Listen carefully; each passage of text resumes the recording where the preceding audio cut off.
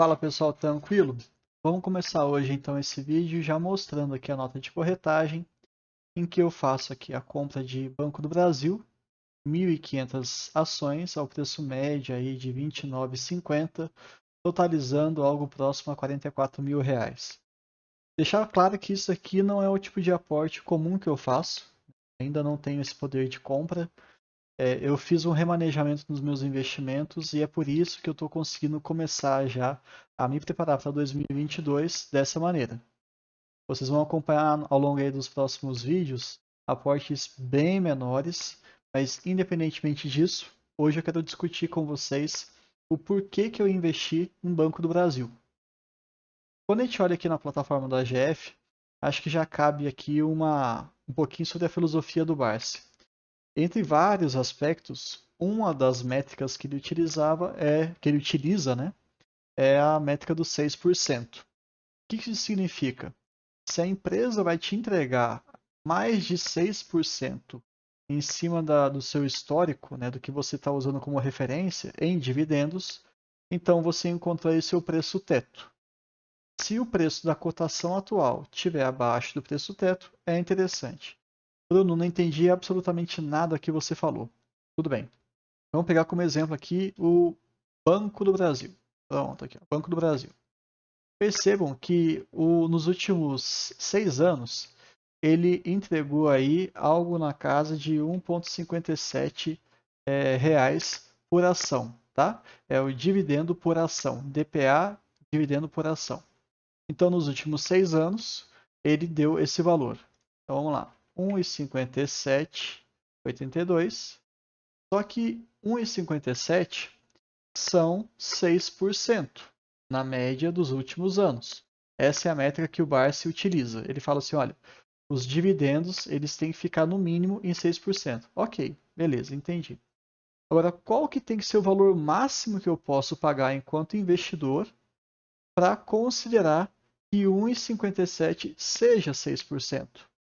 Fazendo um jogo matemático aqui, você só pega o DPA, né, que é essa média que a gente pegou histórica, e divide pelo 6%. Você vai chegar aí que o preço teto máximo que o Barsi investiria, ou que ele explica que deve ser investido, é se a cotação chegar até 26,30. Olha lá, preço teto, 26,30. O preço teto considera o valor estimado de dividendo para o ano dividido por 6%, certo? Então é uma matemática. E notem hoje que a cotação está em 29,50. Por que cargas d'água, então, eu investi nisso? Bom, vamos lá. Quando a gente olha para o histórico, a gente está tendo um comportamento um pouquinho mais conservador. Né? A gente está buscando aí o comportamento da empresa nos últimos 6 anos. Porém, tivemos pandemia o ano passado. Porém, o Banco do Brasil passou por alguns momentos interessantes nos últimos anos. Cabe, então, a gente ter uma visão um pouquinho mais projetiva, que tudo indica que o ano que vem vai ser um ano bem interessante. E dessa forma existe o DPA projetivo, é o dividendo por ação projetivo, especulando uma melhora, né, no cenário do ano que vem ou dos próximos 2 anos. E aí você percebe que o Banco do Brasil acabou de mudar a sua projeção. Eles jogaram aí a projeção para R$ 2,66. Para cada ação que você tiver, você vai receber isso aqui de dividendo ao longo do ano. É uma projeção, tranquilo? Não é nada certo. Quando a gente faz aquela conta matemática, de novo, do 2,66 dividido por 6%, para eu descobrir o preço teto, você descobre que o preço teto aí seria algo na casa dos seus R$ 44. E hoje ela está custando 29. Opa, ficou bem interessante. A cotação está bem inferior ao preço teto. E se eu comprar nesse valor, quer dizer ali que eu vou conseguir provavelmente um dividend yield, uma rentabilidade de 9% e não apenas 6%.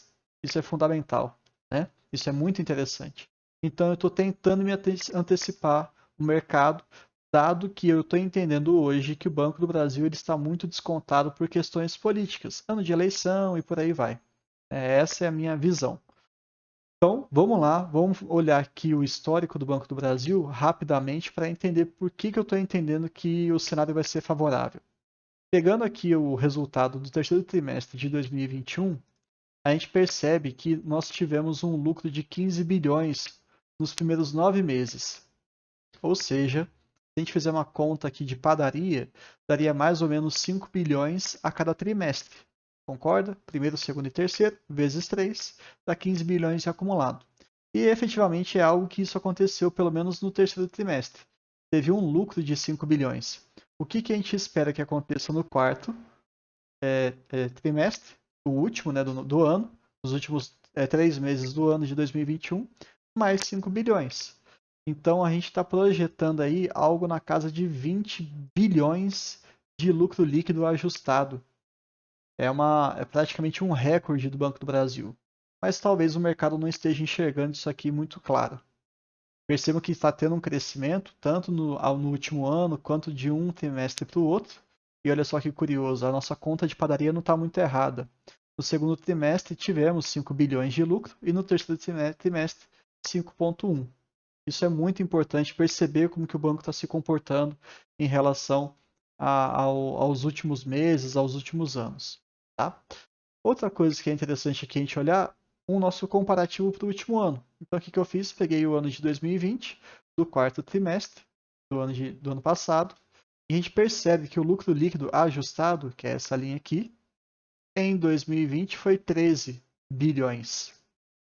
Olha o quanto o banco ele conseguiu se recuperar da pandemia. O que ele fez em 12 meses, lá em 2020, esse ano ele já conseguiu fazer até a mais, 2 bilhões a mais aproximadamente, em apenas 9 meses.